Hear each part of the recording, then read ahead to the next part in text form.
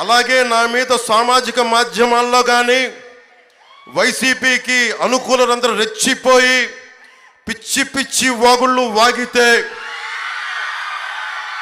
మర్చిపోయే వ్యక్తిని కాదు, అది కూడా గుర్తుపెట్టుకోండి.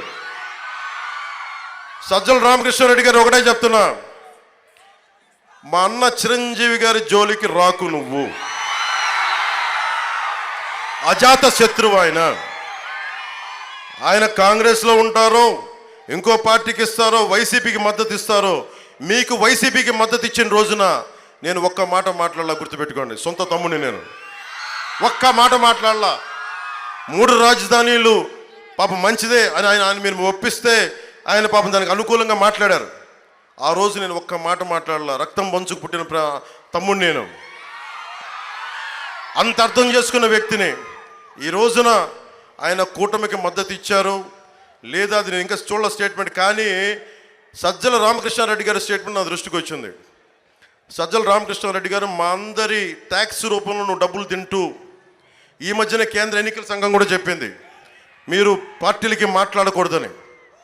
అందుకని చెప్తా ఉన్నా, చిరంజీవి గారి జోలికి కానీ, రాష్ట్ర ప్రజల జోలికి కానీ, బడుగు బలహీన వర్గాల జోలికి కానీ, శెట్టి బలిజల బీసీల ఆత్మగౌరవానికి కానీ, కాపు సమాజం మీద కానీ దయచేసి పైకి మీరు ఒళ్ళు దగ్గర పెట్టుకొని మాట్లాడాను.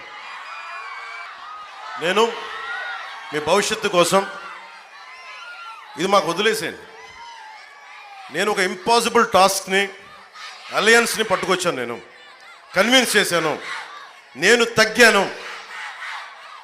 తగ్గి మిమ్మల్ని గెలిపించడానికి ఇంత బలం ఉండి, నాకు 45 నుంచి 50 నియోజకవర్గాల్లో బలమైన ప్రథమ ప్రత్యర్థిగా ఉండి పోటీ చేయగలిగే స్థాయిలో ఉండి కూడా నేను తగ్గి మీ భవిష్యత్తు కోసం నిలబడి ఉన్నాను. ఇక్కడ జనసేన 21 శాసనసభ్యులు, మనకి అసెంబ్లీ సభ్యులు 21 కాదు, అది 175, గుర్తుపెట్టుకోండి.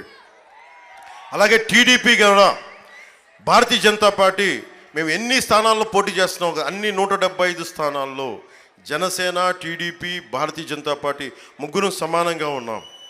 ఎందుకంటే రేపు పొద్దున ఇప్పుడు దాకా బూతుల అసెంబ్లీలు చూశారు, ఆడబిడ్డల్ని అకారణంగా తిట్టే అసెంబ్లీలను చూశారు, ఇంట్లో నుంచి బయటికి రాని ఆడబిడ్డలను కూడా తిట్టే నీచ సంస్కృతి వీళ్ళది.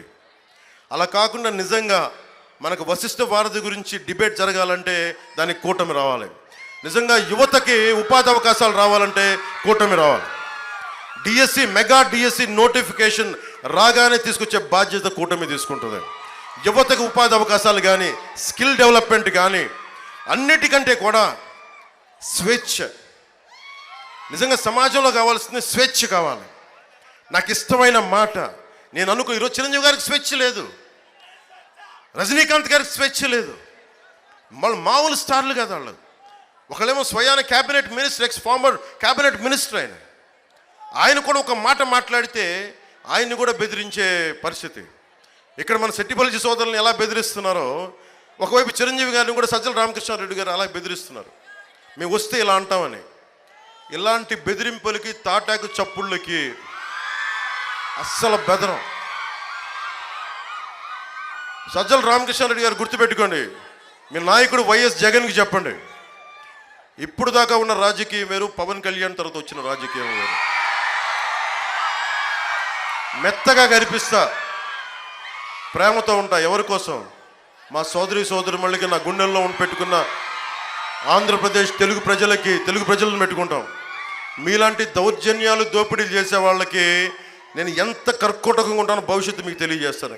మీరు నోరు జారండి, ఒక తప్పు చెయ్యండి, తాట తీసి మోకాళ్ళ మీద రోడ్డు మీద నడిపించి తిప్పుతాను ఒక్కొక్కడిని, గుర్తుపెట్టుకోండి.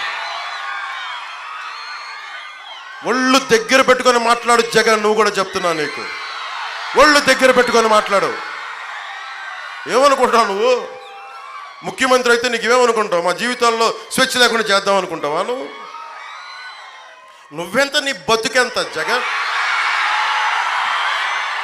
నీ ఏమైపోయిందంటే నీకు తెగించేవాడు లేక, ఎవడు నీకు ఎదురు మాట్లాడేవాడు లేక, నువ్వు మేడకి కొట్టుకుంటా ఉన్నావు, నువ్వు పొగరెక్కి కొట్టుకుంటా ఉన్నావు. నువ్వు ఆ రోజులు అయిపోయి నీ గుర్తుపెట్టుకో. ఈరోజు ఎలక్షన్ సమయంలో మాట్లాడట్లా గుర్తుపెట్టుకోండి. దశాబ్దం నుంచి ఇదే మాట్లాడుతున్నా. ఈ రేపు పొద్దున మనం ప్రభుత్వం స్థాపిస్తున్నామన్న ధైర్యంతో మాట్లాడట్లా. మొన్న 5 సంవత్సరాల్లో పీక్లో ఉన్నప్పుడు మాట్లాడాను నేను ఇదే మాట. పవన్ కళ్యాణ్కి అధికారం ఉన్నప్పుడు ఒకలాగా, అధికారం లేనప్పుడు ఒకటి మాట్లాడు.